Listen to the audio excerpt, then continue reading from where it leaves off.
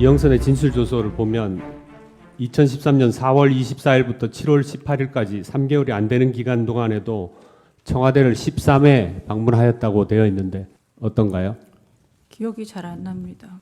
증인은 청와대를 왜 방문했나요? 대통령의 개인적인 일을 좀 도와드리기 위해서 들어갔습니다. 청와대의 한상훈 조리장은 언론 인터뷰에서 자신이 청와대 일을 그만둔 2016년 6월까지 최순실은 정호성, 안봉근, 이재만을 거의 매주 일요일 청와대 관저에서 만났다라고 하는데 이렇게 말한 사실이 허위인가요? 그 사람은 저는 얼굴도 모르고 본 적도 없습니다. 그리고 제가 그렇게 갈 만큼 시간도 없었고 외국에 많이 나가 있었기 때문에 그거는 허위입니다. 2014년 4월 16일 세월호 참사가 있던 날 증인이 혹시 오전에 무엇을 했는지 기억나나요? 저는 어제 일도 지금 기억이 안 납니다.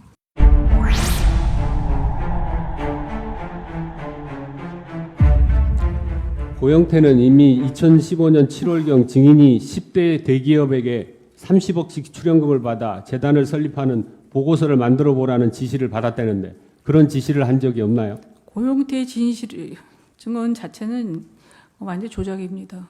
저한테 모든 거를 책임을 전가하고 있는데 저는 돈을 먹으려고 생각한 적조차 없습니다. 예, 그거 아는데요. 그럼 고영태가 이렇게 사업 구조를 짰습니까? 그랬겠죠. 제가 생각하기에는 그 2014년도부터 고영태가 그걸 찍고 뭐 이렇게 카메라 찍을 때부터 얘네들이 계획적으로 이렇게 무슨 뭐 제 게이트를 만들겠다든 어쩌겠다든 협박을 한 적이 있는데 그런 거에 일환으로 도모하지 않았나 생각합니다. 그러니까 2014년 일이라는 게 의상실에서 몰래 카메라 설치해서 네. 찍을 때부터 고영태나 그쪽 대학 선후배 일부가 작당을 해서 저한테 게이트를 나중에 잘 안 하면 하겠다고 협박도 하고 위협도 한 적이 있습니다. 그래서 걔네들이 나중에 전부 저한테 그거를 지금 뭐 검찰에서도 보니까 전부 저한테 다 미루고 저한테 다 뒤집어 씌웠습니다. 자, 고영태나 이런 사람들이 분명히 대통령인 피청구인과 친한 것으로 알고 있는 증인을 상대로 해서 협박을 했다라는 건데 그 사실 참 믿기가 쉽지 않아요. 대통령이시면 우리나라 최고의 권력자시고 수사기관을 충분히 동원을 할 수 있는 막강한 권력을 가지고 계신 분인데 그런 분하고 가까운 증인을 협박했다? 자, 쉽게 이해가 안 되는데 그거 어떻게 생각하세요? 쉽게 이해가 안 가도 사실입니다.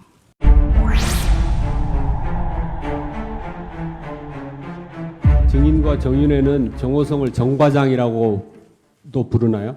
아니 정비서관이라고 부릅니다. 정동구의 후임으로 정동춘을 추천한 이유는 무엇입니까? 공백이 오래되니까 추천을 해서 한번 검증이 통과되면 한번 해보라는 취지에서 누구에게 정과장한테 추천하였습니까? 추천했습니다. 누구에게요? 정비서관한테 청구했습니다. 증인 그 정호성 비서관하고 그 문서를 공유했던 메일 그 비밀번호하고 아이디 언제부터 공유하기 시작했나요? 그 얘기는 이제 그만 증언하겠습니다. 좀 많이 했습니다. 언제부터 하셨어요 그거를? 그거는 아까도 얘기했습니다. 아까 저 제대로 못 들었어요. 그러니까 그 얘기는 이제 제대로 말씀 안 하신 거부하겠습니다. 것 같은데 네. 언제부터 공유했는지 그것 좀 시기 좀 이야기하실 수 없나요? 네, 지금 기억이 잘 안 납니다.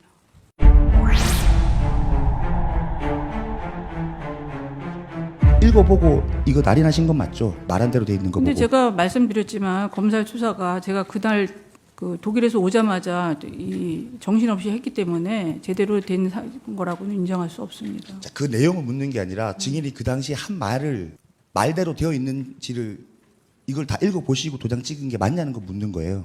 검찰 수사도 그렇고 특검 수사도 그렇고 너무 강압적이고 너무 압박적이라서 제가 정말 이게 대한민국의 검사들이 제대로 이 수사를 하고 있는 의지가 있나 제가 정말 너무 사람이 거의 죽을 지경입니다. 너무 압박과 강압 수사를 받아서 그래서 제가 지금 특검도 못 나가고 있습니다. 그런데 이게 보면 열람 시간이 거의 한 40분이 되지 않습니까?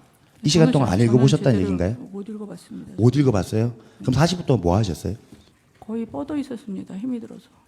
증인께서 검찰 조사 과정에서 모욕을 받았다, 폭언을 들었다, 강압적인 수사를 했다, 그리고 그래서 이 심야 조사도 받았다 이런 얘기를 했는데 구체적으로 어떤 내용의 모욕을 겪었으며 또 폭언을 들었고 강압 수사를 했다는 것인지 그걸 좀 자세하게 설명해 주시면 해주시. 아니 수사가 자기 원하는 방향대로 안 들어가면은 계속 그 협박과 그 저기를 하고 계속 자료를 저런 거를 들이밀면서 소리를 지르고 강압 수사를 하고 여러 명들이 갑자기 들어와가지고 막 그 강압적으로 그 저기 공포 분위기를 조성하고 공포 분위기를 조성한다는 게 어떤 이제 바른대로 이걸 보고서 저기 진술을 하라 그러는 건데 저는 아니니까 아니라고 하는데 그 분위기를 이길 수가 없었습니다.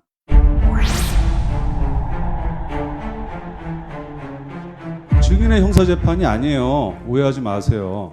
피청군이 그렇게 관심 있는 두 재단인데 증인이 그거 그냥 내버려 둬요? 재단 운영 잘 되도록 뭐 잘못되나 감시 좀 보기도 하고 사람도 좀 면접도 하고 당연히 그래야 되는 거 아니에요? 무슨 대답을 원하시는지 잘 모르겠습니다. 예 아니오로만 하세요. 아니, 정확하게 물어봐 주십시오. 피청구인이 증인에게 두 재단이 설립될 예정이니 재단 운영 좀 잘 돌아가는지 확인해 달라 이렇게 지시했지요. 저는 검찰 신분을 받는 게 아니기 때문에 그런 유도 신문에는 대답 안 하겠습니다. 미르재단과 K스포츠재단, WK 플레이그라운드 이런 것을 만든 것과 관련이 없다는 얘기죠. 그렇죠. 저는 미르재단이나 어떤 블루케이나 어디를 통해서도 돈을 한 푼도 받은 적이 없습니다. 제 통장이나 제가 개인 이득을 취한 것도 하나도 없습니다. K스포츠 재단의 수익 구조는 결국은 국가 예산 받아다가 WK에 쌓이는 구조를 만들어 놓은 거 아니냐. 그거는 아니라고 생각합니다. 저는. 그럼 뭐예요? 그걸 뭐라고 얘기하면 제가 뭐라고 대답합니까? 정의는 미르나 K스포츠 관련해서 재단 재산을 빼내어 사용하거나 재산상 이익을 취한 것이 없다는 거죠.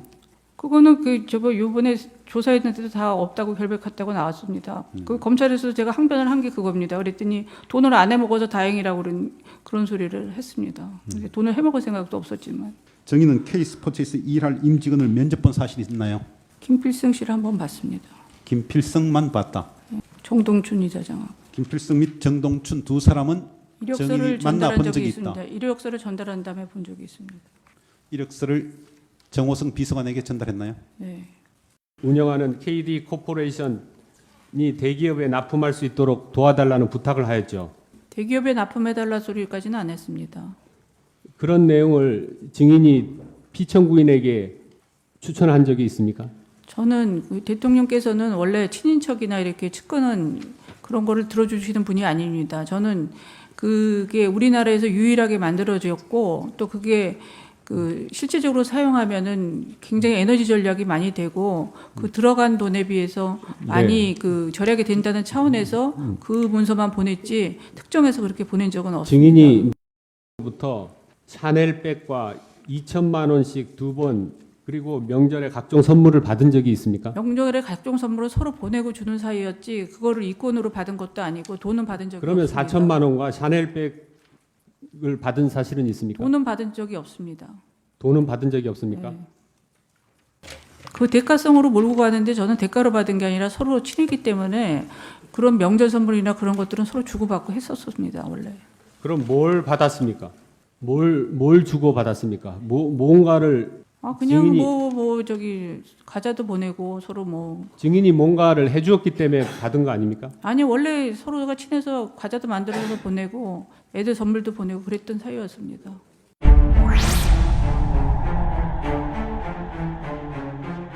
정의이 대통령 곁을 떠나지 못한 이유는 무엇이었던가요? 마지막으로 혼자 되셔가지고 저도 혼자 되고 지켜드려야 되고 도와드릴 게 있나 해서 남아 있었던 거지 어떤 제가 무슨 사득이나 이득을 취하려고 그랬으면 독일로도 가려고 생각 안 했었을 것입니다. 일부 언론에서는 정인이 국무회의 일정까지 지정하였다라는 보도가 있으나 정인은 정인의 의견을 말했을 뿐인데 정인의 평소 말하는 태도, 습관 때문에 남에게 지시하는 것처럼 비쳤다고 그렇게 생각하고 있는가요?